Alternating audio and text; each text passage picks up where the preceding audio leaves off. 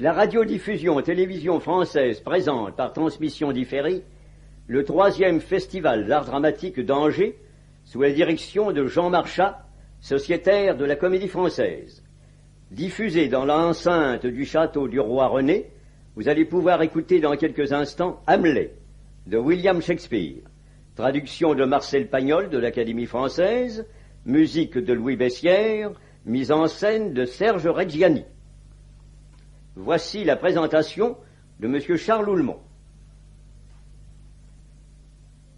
Qu'aurait pensé Shakespeare du prodigieux décor dans lequel on a joué Hamlet au Festival d'Angers, avec un succès si triomphal que, malgré les 2000 places proposées au public, on n'aurait pas pu placer une épingle entre les spectateurs. S'il en est parmi vous qui ne connaissent pas encore cette cour immense du château, je leur conseille d'aller se rendre compte par eux-mêmes de ce que le mur devant lequel nous avions déjà applaudi le roi Jean de l'auteur d'Hamlet peut inspirer de grandiose, d'émouvant et, comme par un paradoxe bien singulier, et ce n'est pas pour faire un à peu près que je vais employer ce mot, de mouvant. Sans doute Serge Reggiani, parfait metteur en scène, et qui connaît à fond son métier, a-t-il utilisé au mieux les 3 plans que lui offrait la gigantesque muraille. Sans doute, il s'est servi des escaliers, soit pour les descendre, soit pour les monter, avec une extrême variété.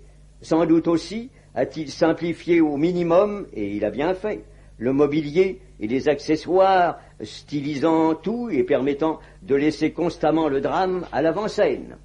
Sans doute, enfin, a-t-il accordé son soin le plus attentif au portrait même d'Hamlet, qu'il a incarné dans toute sa complexité, ses angoisses, ses rages, sa tendresse, sa folie.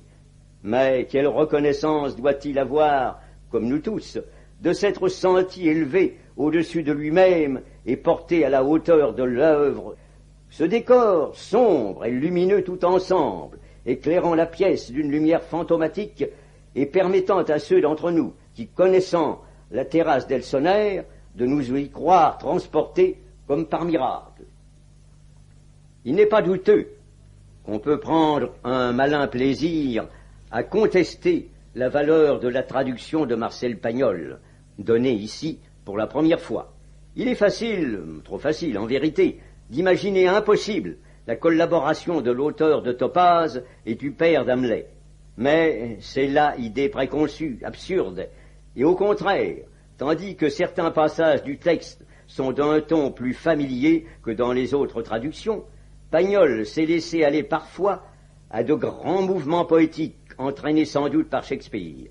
Et pourquoi ne pas le reconnaître? Pourquoi ne pas écouter ce que lui-même nous a confié à propos de son long et dur travail de traducteur?